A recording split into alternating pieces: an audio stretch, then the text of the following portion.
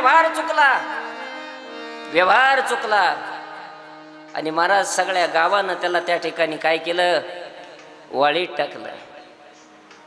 जागोजागी त्याचा अपमान होऊ लागला.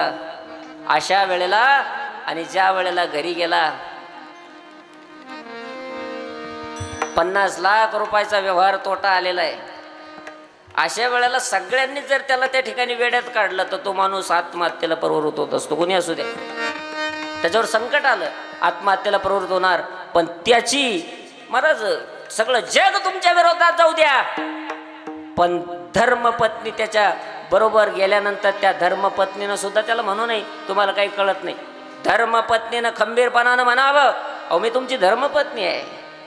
जग तुमच्या विरोधात गेला असेल, झाला असेल व्यवहार मागं पुढं होत असतो, माणूस आहे, चुका होत असतात.